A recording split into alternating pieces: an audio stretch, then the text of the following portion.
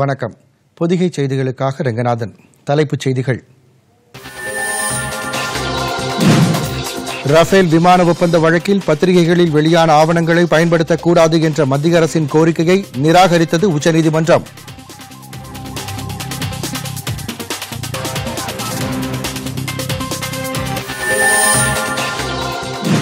மக்களவைத் தேர்தலில் முதல் கட்டமாக 20 மாநிலங்கள் மற்றும் யூனியன் பிரதேசங்களில் உள்ள 91 தொகுதிகளில் நாளை வாக்குப்பதிவு. ஏற்பாடுகள் தயார்.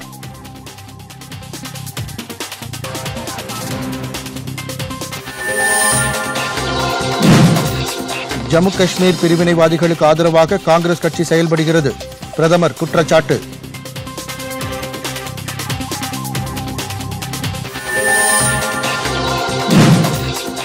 அமேதி தொகுதியில் இன்று வேட்புமனு தாக்கல் செய்தார் காங்கிரஸ் தலைவர் ராகுல் காந்தி.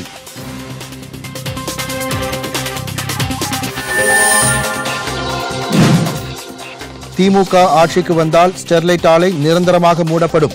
மு.க. ஸ்டாலின்.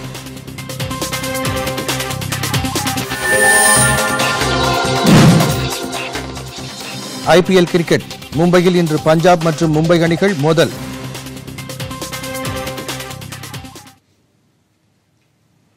இனி விரிவான செய்திகள். ரஃபேல் விமான ஒப்பந்த வழக்கில் பத்திரிகைகளில் வெளியான ஆவணங்களை பயன்படுத்தக்கூடாது என்ற மத்திய அரசின் கோரிக்கையை உச்சநீதிமன்றம் நிராகரித்துள்ளது. இந்த ஆவணங்கள் சட்டவிரோதமாக கையாளப்பட்டதாக கூறி இது தொடர்பான தீர்ப்புக்கு பயன்படுத்தக்கூடாது என்று ஆட்சேபம் தெரிவித்த மத்திய அரசின் கோரிக்கையை உச்சநீதிமன்றம் நிராகரித்தது. இது தொடர்பான வழக்கை விசாரித்த தலைமை நீதிபதி ரஞ்சன் கோகாய், நீதிபதிகள் எஸ்.கே. கவுல், கே.எம். ஜோசப் ஆகியோர் அடங்கிய அமர்வு இந்த உத்தரவை பிறப்பித்தது. இதன் மூலம் நீதிமன்றம் ஏற்கனவே வழங்கிய தீர்ப்பை மறு ஆய்வு செய்ய வேண்டும் என்று தாக்கல் செய்யப்பட்டுள்ள மனுக்கள் மீதான விசாரணையின் போது இந்த ஆவணங்களை பயன்படுத்தலாம் என்று உச்சநீதிமன்றம் கூறியுள்ளது. முன்னதாக கடந்த டிசம்பர் மாதம் போர் விமான கொள்முதலை எதிர்த்து தாக்கல் செய்யப்பட்ட அனைத்து மனுக்களையும் உச்சநீதிமன்றம் தள்ளுபடி செய்திருந்தது.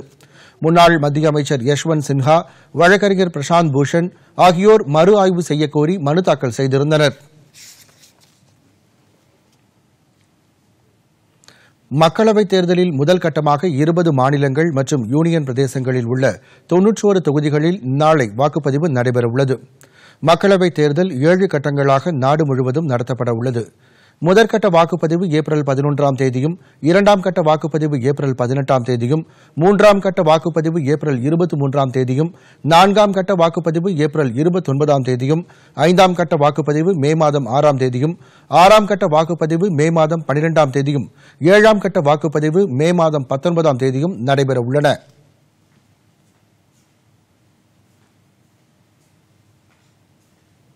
ஆந்திர பிரதேசத்தில் 25 தொகுதிகளிலும், உத்தரப்பிரதேசத்தில் 8 தொகுதிகளிலும், மகாராஷ்டிராவில் 7 தொகுதிகளிலும், உத்தரகாண்ட் மற்றும் அசாம் மாநிலங்களில் தலா 5 தொகுதிகளிலும் வாக்குப்பதிவு நடைபெறவுள்ளது. இதேபோல் பீகார் மற்றும் ஒடிஷாவில் தலா 4 தொகுதிகளிலும், ஜம்மு காஷ்மீர், அருணாச்சல பிரதேசம், மேகாலயா மற்றும் மேற்குவங்க மாநிலங்களில் தலா 2 தொகுதிகளிலும், சத்தீஸ்கர், மணிப்பூர், மிசோரம், நாகாலாந்து, திரிபுரா, சிக்கிம், அந்தமான் நிக்கோபார் மற்றும் லட்சத்தீவுகளில் தலா 1 தொகுதியில் வாக்குப்பதிவு நடைபெறவுள்ளது. அதே நேரத்தில் ஆந்திர பிரதேசம், சிக்கிம் மற்றும் அருணாச்சல பிரதேச மாநிலங்களின் சட்டப்பேரவைத் தேர்தலுக்கான வாக்குப்பதிவும் நாளை நடைபெறவுள்ளது. ஒடிசா சட்டப்பேரவையில் மொத்தமுள்ள 147 தொகுதிகளில் 28 தொகுதிகளில் நாளை வாக்குப்பதிவு நடைபெறவுள்ளது. பாதுகாப்பு முன்னெச்சரிக்கை நடவடிக்கையாக தில்லி, ஹரியானா மற்றும் உத்தராகண்ட் மாநிலங்களுக்கு இடையேயான எல்லைகள் சீல் வைக்கப்பட்டுள்ளது. பாதுகாப்பை உறுதி செய்யும் வகையில் இத்தொகுதிகளில் பாதுகாப்பு படையினர் கொடி அணிவகுப்பு நடத்தியுள்ளனர். உத்தரகாண்ட் மாநிலத்தில் பிஜேபி, காங்கிரஸ் இடையே 5 தொகுதிகளில் நேரடி போட்டி நிலவுகிறது. மேற்கு வங்கத்தில் கூச் பெஹார் மற்றும் அலிபுர்துவார் மக்களவைத் தொகுதிகளில் தேர்தல் நடைபெறவுள்ளது. பதிவாகும் வாக்குகள் அடுத்த மாதம் 23ஆம் தேதி எண்ணப்படுகின்றன. அரசு அலுவலர்களை பணி செய்ய விடாமல் இடையூறு செய்ததற்காக கர்நாடக முதல்வர் குமாரசாமி, துணை முதல்வர் பரமேஸ்வரா மற்றும் அமைச்சரவை சகாக்கள் மீது சட்டப்பூர்வ நடவடிக்கை எடுக்குமாறு அம்மாநில தலைமை தேர்தல் அதிகாரிக்கு வருமான வரித்துறை கடிதம் எழுதியுள்ளது. கடந்த மார்ச் 28ஆம் தேதி கர்நாடகாவில் வருமான வரித்துறை அதிகாரிகள் சோதனை நடத்தினார்கள். ஆனால் எதிர்க்கட்சிகளுக்கு எதிராக மத்திய அரசு வருமான வரித்துறை, அமலாக்கத்துறை மற்றும் மத்திய புலனாய்வுத்துறையை தவறாக பயன்படுத்துவதாக கூறி முதல்வர் குமாரசாமி, முன்னாள் முதல்வர் சித்தராமையா மற்றும் அமைச்சர்கள் பெங்களூருவில் உள்ள வருமான வரித்துறை அலுவலகம் முன்பு ஆர்ப்பாட்டத்தில் ஈடுபட்டனர். வருமான வரித்துறை அதிகாரிகள் சோதனையில் ஈடுபட்டிருந்தபோது இந்த ஆர்ப்பாட்டம் நடைபெற்றது. இந்நிலையில் கோவா மற்றும் கர்நாடக மாநிலங்களுக்கான முதன்மை தலைமை வருமான வரித்துறை ஆணையர் பாலகிருஷ்ணன் கர்நாடக மாநில தலைமை தேர்தல் அதிகாரிக்கு கடிதம் ஒன்றை எழுதியுள்ளார். வருமான வரித்துறை அதிகாரிகளின் பெயருக்கு களங்கம் ஏற்படுத்தும் வகையிலும் சோதனை நடவடிக்கைகளுக்கு உள்நோக்கம் கற்பிக்கும் வகையிலும் அவர்கள் பேசியுள்ளதாகவும் அரசு அலுவலர்களின் பணிக்கு இடையூறு ஏற்படுத்தும் வகையில் அவர்கள் நடந்து கொண்டுள்ளதாகவும் பாலகிருஷ்ணன் அந்த கடிதத்தில் குறிப்பிட்டுள்ளார். எனவே அவர்கள் மீது தேர்தல் ஆணையம் சட்டப்பூர்வ நடவடிக்கை எடுக்க வேண்டும் என்றும் அவர் வலியுறுத்தியுள்ளார். கால்நடை தீவன ஊழல் வழக்கில் ஜாமீன் வழங்கக் கோரி ராஷ்டிரிய ஜனதா தள் தலைவர் லாலு பிரசாத் யாதவ் தாக்கல் செய்த மனுவை உச்சநீதிமன்றம் இன்று தள்ளுபடி செய்தது. தலைமை நீதிபதி ரஞ்சன் கோகாய் தலைமையிலான அமர்வு இன்று இதற்கான உத்தரவை பிறப்பித்தது. கடந்த 24 மாதங்களாக சிறையில் தாம் இருப்பதால் ஜாமீன் வழங்க வேண்டும் என்று கோரி லாலு பிரசாத் யாதவ் தாக்கல் செய்த மனுவை நீதிமன்றம் நிராகரித்தது. லாலு பிரசாத் யாதவ் சார்பில் ஆஜரான வழக்கறிஞர் கபில் சிபல் சதிச் செயல் காரணமாகவே அவருக்கு தண்டனை வழங்கப்பட்டதாக கூறினார். அப்போது பதிலளித்த நீதிபதிகள் ஜாமீன் மனு மீதான விசாரணையை மட்டும் தாங்கள் எடுத்துக் கொள்வதாகவும் இவ்வழக்கின் இதர அம்சங்களை உயர்நீதிமன்றம் விசாரிக்கும் என்று தெரிவித்தனர். முன்னதாக லாலு பிரசாத் யாதவிற்கு ஜாமீன் வழங்கக்கூடாது என்றும் அவ்வாறு வழங்கப்பட்டால் மக்களவைத் தேர்தல் நடவடிக்கைகளில் அவர் ஈடுபடக்கூடும் என்று சிபிஐ தெரிவித்திருந்தது. தீவிரவாதிகளுக்கும் பிரிவினைவாத குழுக்களுக்கும் நிதி அளித்ததாக கூறி ஜம்மு காஷ்மீர் விடுதலை முன்னணி தலைவர் யாசின் மாலிக்கை தேசிய புலனாய்வு முகமை கைது செய்தது. பின்னர் அவர் விசாரணைக்காக தில்லி கொண்டு செல்லப்பட்டார். தில்லி உயர்நீதிமன்ற சிறப்பு நீதிபதி ராகேஷ் சியால் முன்னிலையில் அவர் ஆஜர்படுத்தப்பட்டார்.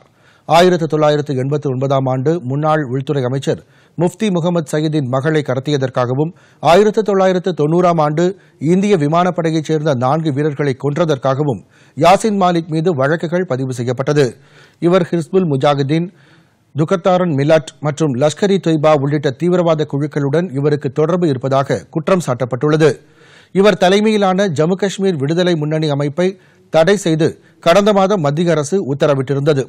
இதற்கிடையே தீவிரவாத குழுக்களுக்கு நிதி அளித்தோர், பாதுகாப்பு படையினர் மீது கல்வீசி தாக்கியோர், பள்ளிகளை எரித்தோர் மற்றும் அரசு சொத்துக்களுக்கு சேதம் விளைவித்தோர் ஆகியோர் மீது தேசிய புலனாய்வு முகமை விசாரணை நடத்தி வருகிறது.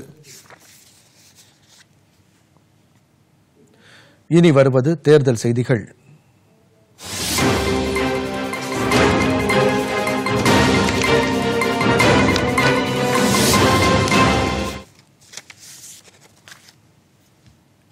நாடாளுமன்ற மக்களவைத் தேர்தலுக்கான தேர்தல் பிரச்சாரம் சூடுபிடித்துள்ள நிலையில் பிரதமர் நரேந்திர மோடி குஜராத் மாநிலத்தில் தனது தேர்தல் பிரச்சாரத்தை இன்று தொடங்கினார். சௌராஷ்டிரா மற்றும் தெற்கு குஜராத்தில் அமைந்துள்ள ஜுனாகத் பகுதிகளில் நடைபெற்ற தேர்தல் பிரச்சாரக் கூட்டத்தில் பேசிய அவர் ஜம்மு காஷ்மீர் பிரிவினைவாதிகளுக்கு ஆதரவாக காங்கிரஸ் கட்சி செயல்படுவதாக குற்றம் சாட்டினார். பாகிஸ்தானுக்கு எதிராக விமான தாக்குதல் நடத்தப்பட்டதாக கூறிய பிரதமர் அது இந்தியாவில் காங்கிரஸ் கட்சியை பாதித்துள்ளதாக தெரிவித்தார். நாட்டில் சமஸ்தானத்தை சர்தார் வல்லபாய் பட்டேல் ஒன்றிணைத்த நிலையில் ஜவஹர்லால் நேருவால் காஷ்மீர் பிரச்சினையை தீர்க்க இயலவில்லை என்று கூறினார். பின்னர் பிரதமர் மோடி இன்று மாலை கோவாவில் நடைபெறவுள்ள பிரச்சாரக் கூட்டத்தில் பங்கேற்க உள்ளதாக தகவல்கள் தெரிவிக்கின்றன. மக்களவைத் தேர்தலை உத்தரப்பிரதேச மாநிலம் அமேதி தொகுதியில் போட்டியிட உள்ள காங்கிரஸ் தலைவர் ராகுல் காந்தி இன்று வேட்புமனு தாக்கல் செய்தார். அப்போது அவரது தாயார் சோனியா காந்தி, சகோதரி பிரியங்கா காந்தி ஆகியோர் உடனிருந்தனர். இத்தொகுதியில் பிஜேபி சார்பில் அக்கட்சியின் மூத்த தலைவரும் மத்திய அமைச்சருமான ஸ்மிருதி இரானி போட்டியிடுகிறார். ராகுல் காந்திக்கு ஆதரவாக சமாஜ்வாதி, ஜனதா, பகுஜன் சமாஜ் கட்சி மற்றும் ராஷ்டிரிய லோக்தள் கட்சிகள் அமேதி தொகுதியில் வேட்பாளரை நிறுத்தவில்லை. முன்னதாக ராகுல் காந்தி கேரள மாநிலம் வயநாட்டில் போட்டியிடுவதற்காக கடந்த 4ஆம் தேதி வேட்புமனு தாக்கல் செய்தார். மக்களவைக்கு 5ஆம் கட்டமாக அடுத்த மாதம் 6ஆம் தேதி வாக்குப்பதிவு நடைபெறவுள்ள தொகுதிகளில் அமேதி தொகுதியும் இடம்பெற்றுள்ளது.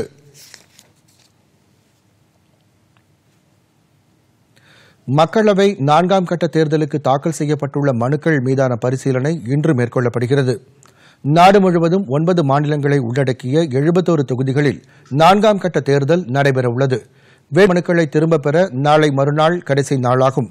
உத்தரப்பிரதேசத்தில் 253 வேட்புமனுக்களும், மத்திய பிரதேசத்தில் 180 வேட்புமனுக்களும், ராஜஸ்தானில் 172 வேட்புமனுக்களும், மகாராஷ்டிராவில் 452 வேட்புமனுக்களும், பீகாரில் 106 வேட்புமனுக்களும் தாக்கல் செய்யப்பட்டுள்ளன. காவிரியின் குறுக்கே மட்டுமின்றி தமிழகத்தில் தேவையான இடங்களில் தடுப்பணை அமைக்கப்படும் என முதலமைச்சர் எடப்பாடி பழனிசாமி வாக்குறுதி அளித்துள்ளார். பெரம்பலூர் மக்களவைத் தொகுதி அதிமுக வேட்பாளரை ஆதரித்து முசிறி கைகாட்டி பகுதியில் பிரச்சாரம் மேற்கொண்ட அவர் தேவையான இடங்களில் தடுப்பணை அமைக்க 1000 கோடி ரூபாய் நிதி ஒதுக்கீடு செய்யப்பட்டுள்ளதாக தெரிவித்தார். அதிமுகவுக்கு மீண்டும் வாய்ப்பு வழங்கினால் நதிநீர் இணைப்பு திட்டத்திற்கு முன்னுரிமை அளிக்கப்படும் என்றும் அதேபோல் கோதாவரி காவிரி இணைப்பு திட்டத்தை உறுதியாக செயல்படுத்துவோம் எனவும் முதலமைச்சர் பிரச்சாரம் செய்தார். திமுக ஆட்சிக்கு வந்தால் சட்டப்பேரவையில் சிறப்பு கூட்டம் நடத்தி ஸ்டெர்லைட் ஆலை நிரந்தரமாக மூடப்படும் என்று அக்கட்சியின் தலைவர் மு.க.ஸ்டாலின் தெரிவித்துள்ளார். தூத்துக்குடி மக்களவைத் தொகுதி வேட்பாளர் மற்றும் விளாத்திக்குளம் சட்டப்பேரவைத் தொகுதி வேட்பாளர் ஆகியோரை ஆதரித்து அவர் பிரச்சாரம் மேற்கொண்டார்.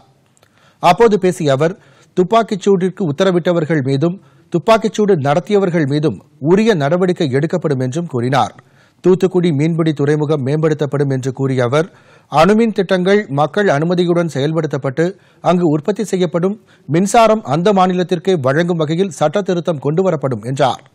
சேது சமுத்திர திட்டம் நிறைவேற்றப்படும் என்றும் ராமநாதபுரம் முதல் தூத்துக்குடி வரை புதிய ரயில் வழித்தடம் அமைக்கப்படும் என்றும் அவர் தெரிவித்தார். குலசேகரப்பட்டின பகுதியில் புதிய ராக்கெட் ஏவுதளம் அமைக்க நடவடிக்கை எடுக்கப்படும் என்று கூறிய ஸ்டாலின் உப்பு தொழிலாளர்கள் நலன் பாதுகாப்பிற்காக ஆணையம் அமைக்கப்படும் என்றும் கூறினார். சிறிய இடைவேளைக்கு பிறகு செய்திகள் தொடரும்.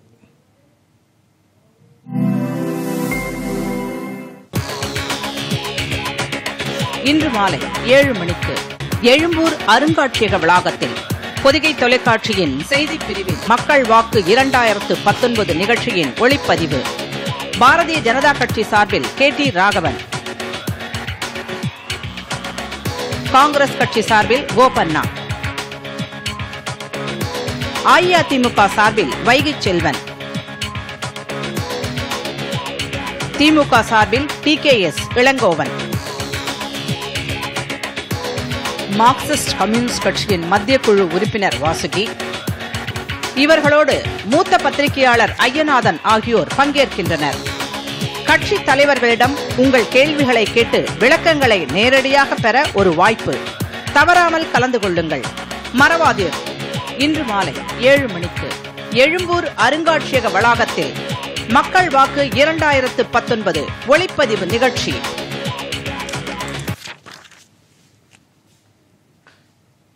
செய்திகள் தொடர்கின்றன.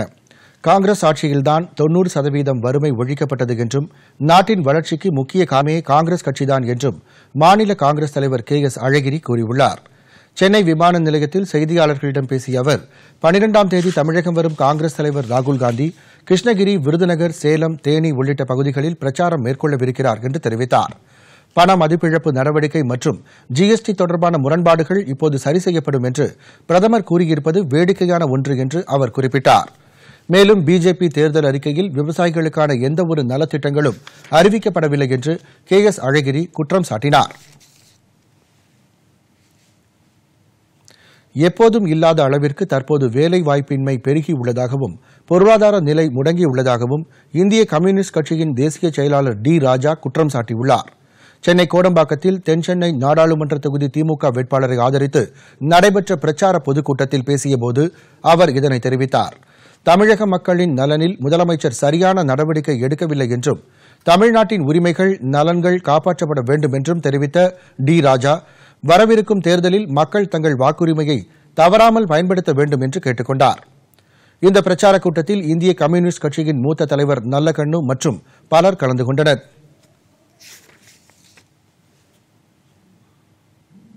வரவிருக்கும் தேர்தலில் தங்கள் கூட்டணி வெற்றி பெற்றால் மாதவரம் முதல் சோழிங்கநல்லூர் வரையிலும், வடசென்னை முதல் திருமழிசை வரையிலும் மெட்ரோ ரயில் திட்டம் கொண்டுவரப்படும் என்று பாமக நிறுவனர் ராமதாஸ் தெரிவித்துள்ளார்.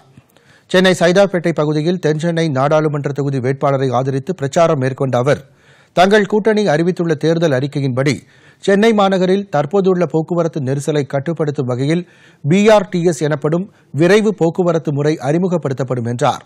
பேருந்துகளின் வேகம் மற்றும் கட்டுப்பாடு மாநகர சாலை விதிகளுக்கும் சாலைகளின் அமைப்பிற்கும் உட்பட்டு அமைக்கப்பட இருப்பதால் தேவையற்ற போக்குவரத்து நெரிசல் தவிர்க்கப்படும் என்று தெரிவித்தார்.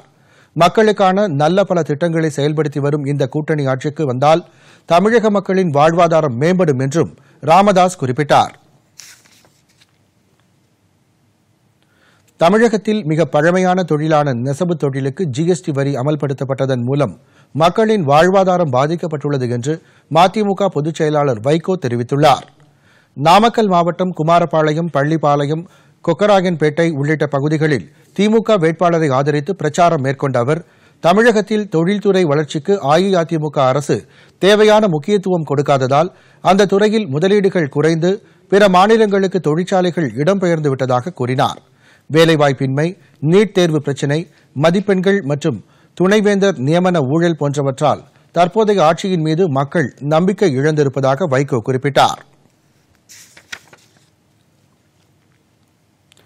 சத்தீஸ்கர் மாநிலம் தண்டேவாடா மாவட்டத்தில் நேற்று நக்சலைட்டுகள் தாக்குதல் நடத்திய நிலையில் பஸ்தார் பகுதியில் ஏற்கனவே அறிவித்தபடி தேர்தல் நடைபெறும் என்று தேர்தல் ஆணையம் தெரிவித்துள்ளது. பிஜேபி எம்எல்ஏ பீமா மன்தவி உட்பட 4 பாதுகாவலர்கள் உயிரிழந்ததை தொடர்ந்து அந்த பகுதிகளில் பாதுகாப்பு ஏற்பாடுகள் பலப்படுத்தப்பட்டுள்ளன.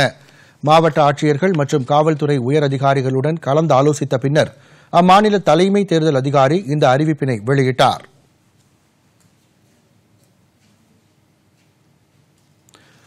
மக்களவைத் தேர்தலுக்கான முதல்கட்ட வாக்குப்பதிவு நாளை நடைபெறவுள்ள நிலையில் வாக்குப்பதிவு நேரங்களை தேர்தல் ஆணையம் அறிவித்துள்ளது.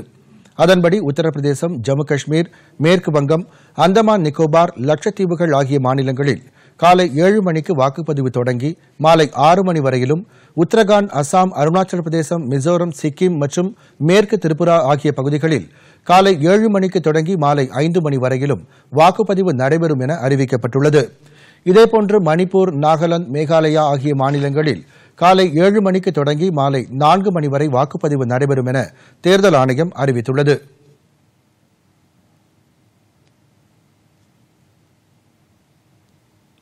அடுத்த சில முக்கிய செய்திகளை விரைவு செய்திகளாக பார்ப்போம்.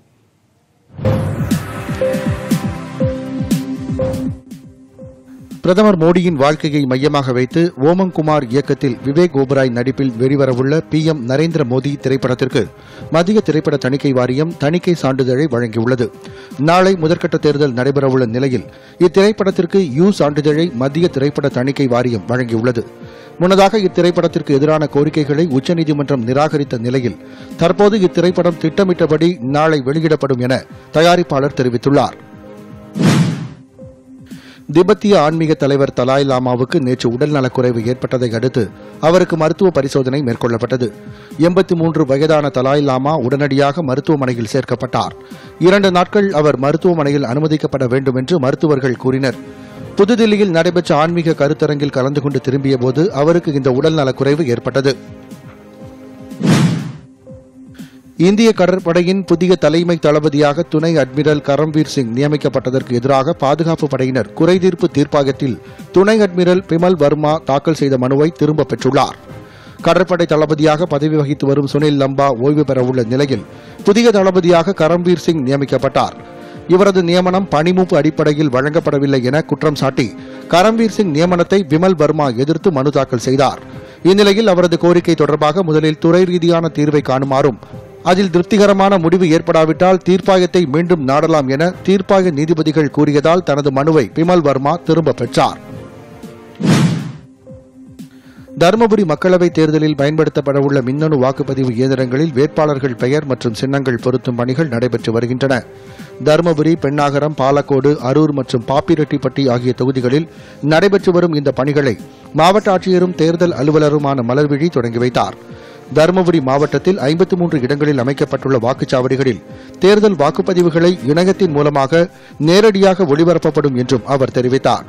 அதேபோல் காஞ்சிபுரம் சட்டமன்ற தொகுதியிலும் மின்னணு வாக்குப்பதிவு இயந்திரங்களில் வேட்பாளர்களின் பெயர் மற்றும் சின்னங்கள் பொருத்தும் பணி நடைபெற்றது. இதனை பார்வையிட்ட மாவட்ட ஆட்சியர் ப. பொன்னையா, இந்த பணிகள் நிறைவடைந்தவுடன் வாக்குப்பதிவு இயந்திரங்கள் பாதுகாப்பு மையத்திற்கு கொண்டு செல்லப்படும் என்று தெரிவித்தார். அப்போது காஞ்சிபுரம் மாவட்ட சார் ஆட்சியர் சரவணன் மற்றும் பலர் உடனிருந்தனர்.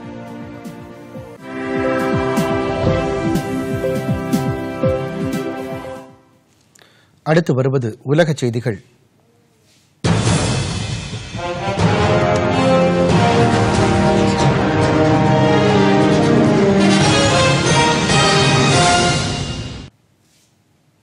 இஸ்ரேல் பொதுத் தேர்தலில் 5வது முறையாக பிரதமர் பெஞ்சமின் நெத்தன்யாகு வெற்றி பெற்றுள்ளார்.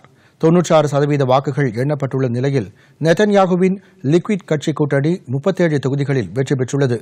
அந்நாட்டின் முன்னாள் ராணுவ தலைமை தளபதி பென்னி கன்சி 36 தொகுதிகளில் வெற்றி பெற்றுள்ளதாக அங்கிருந்து வரும் தகவல்கள் தெரிவிக்கின்றன. 120 உறுப்பினர்களை கொண்ட இஸ்ரேல் நாடாளுமன்றத்தில் வலதுசாரிகளின் ஆதரவுடன் ஆட்சியமைக்கும் முயற்சியில் நெதன்யாகு ஈடுபட்டுள்ளார்.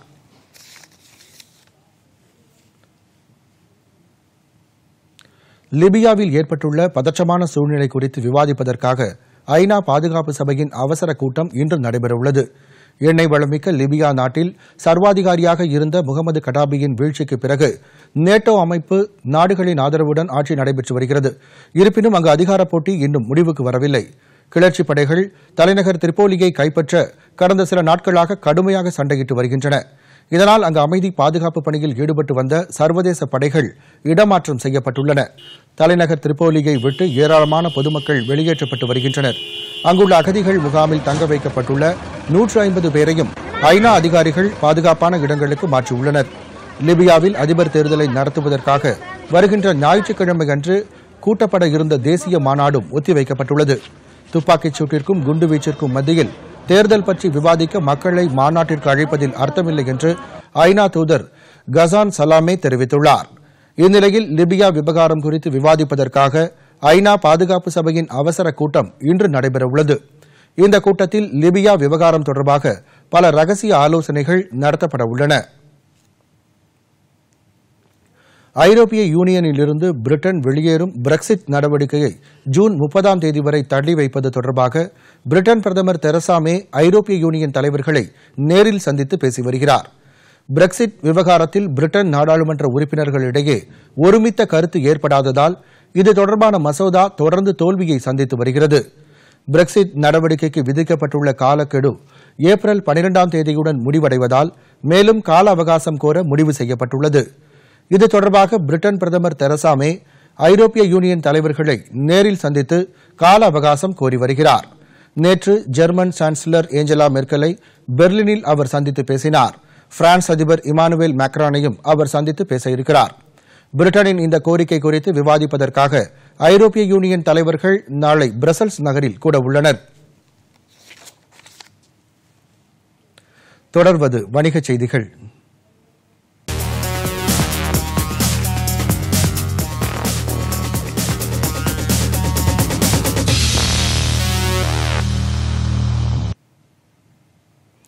வீட்டுக்கடனுக்கான வட்டி வீதத்தை பாரத ஸ்டேட் வங்கி திருத்தி அமைத்துள்ளது.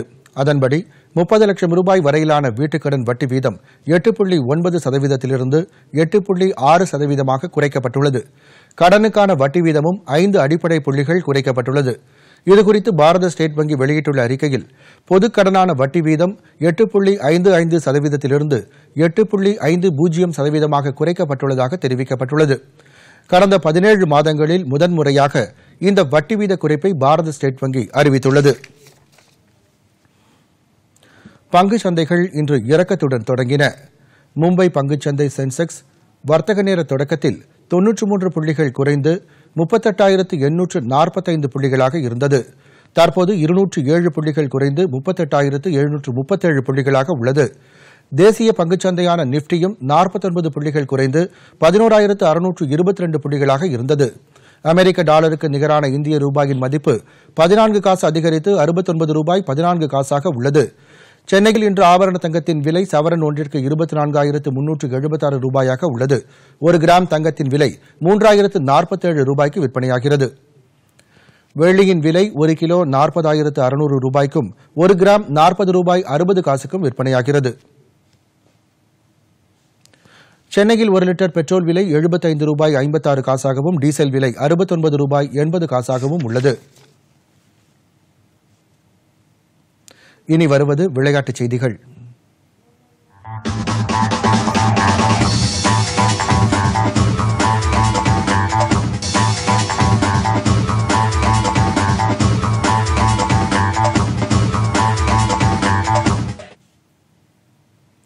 ஐபிஎல் கிரிக்கெட் போட்டித் தொடரின் இன்றைய ஆட்டத்தில் மும்பை இந்தியன்ஸ் அணி கிங்ஸ் 11 பஞ்சாப் அணியை எதிர்கொள்கிறது.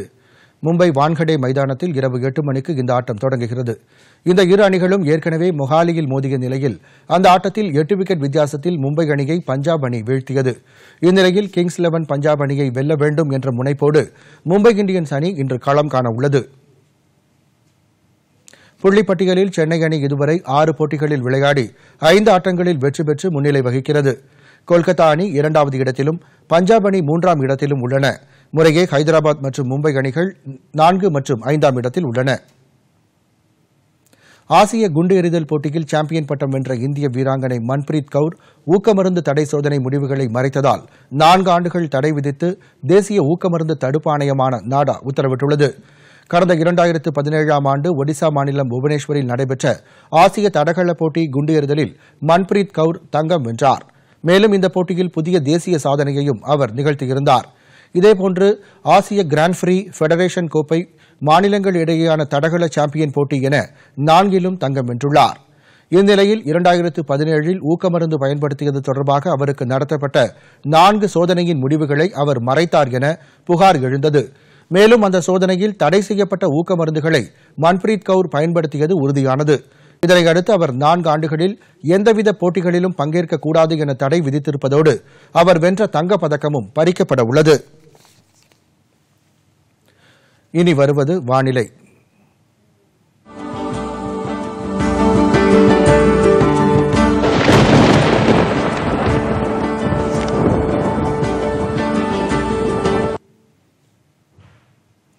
ராயலசீமாவிலிருந்து உள் தமிழகம் வழியாக குமரிக்கடல் வரை ஒரு மெல்லிய காற்றழுத்த தாழ்வு நிலை நிலவுவதால் தமிழகத்தின் ஒரு சில இடங்களில் இன்று லேசான மழை பெய்ய வாய்ப்பிருப்பதாக வானிலை ஆய்வு மையம் தெரிவித்துள்ளது. கடந்த 24 மணி நேரத்தில் திருநெல்வேலி மாவட்டம் ஆயக்குடி மற்றும் தென்காசி பகுதிகளில் லேசான மழை பெய்துள்ளது. அடுத்த 2 நாட்களுக்கு வறண்ட வானிலை காணப்படும். கரூர், பரமத்தி, வேலூர் பகுதிகளில் அதிகபட்சமாக 41 டிகிரி செல்சியஸ் வெப்பம் பதிவானது. உலகின் பல்வேறு பகுதிகளில் நடைபெற்ற சில நிகழ்ச்சிகளின் தொகுப்பு.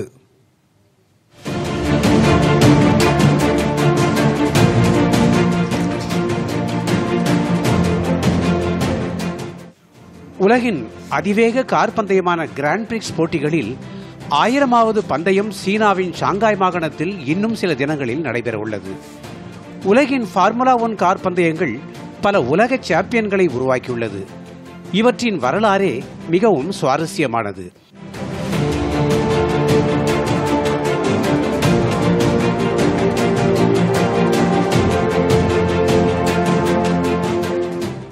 உயிருக்கு ஆபத்தான இந்த அதிவேக போட்டிகளில் பங்கேற்ற பல உலக சாம்பியன்கள் விபத்தில் சிக்கி உயிரிழந்தும் போயுள்ளனர்.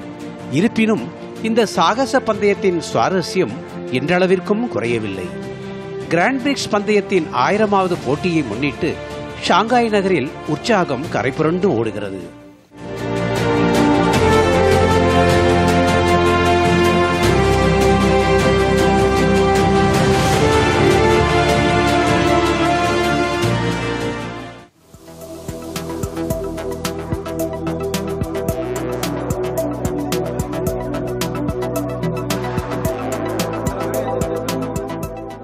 நிலவில் மனிதன் காலடி வைத்ததே இதுவரை மனிதகுலத்தின் மகத்தான சாதனையாக கருதப்பட்டு வருகிறது.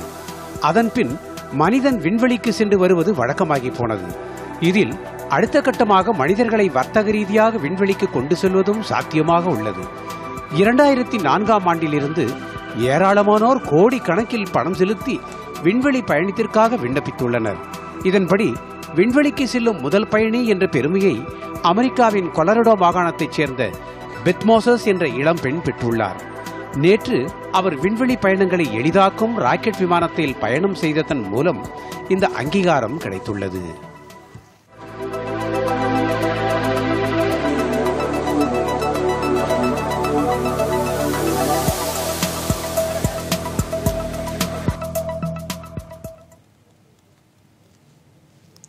மீண்டும் தலைப்புச் செய்திகள். ரஃபேல் விமான ஒப்பந்த வழக்கில் பத்திரிகைகளில் வெளியான ஆவணங்களை பயன்படுத்தக்கூடாது என்ற மத்திய அரசின் கோரிக்கையை நிராகரித்தது உச்சநீதிமன்றம்.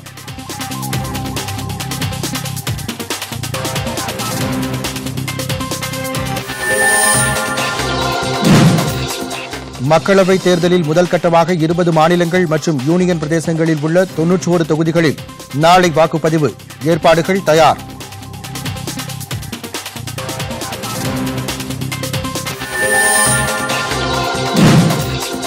ஜம்மு காஷ்மீர் பிரிவினைவாதிகளுக்கு ஆதரவாக காங்கிரஸ் கட்சி செயல்படுகிறது. பிரதமர் குற்றச்சாட்டு.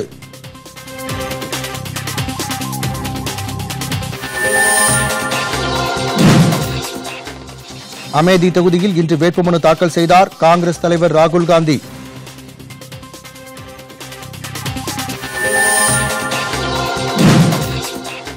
திமுக ஆட்சிக்கு வந்தால் ஸ்டெர்லைட் ஆலை நிரந்தரமாக மூடப்படும். மு.க. ஸ்டாலின்.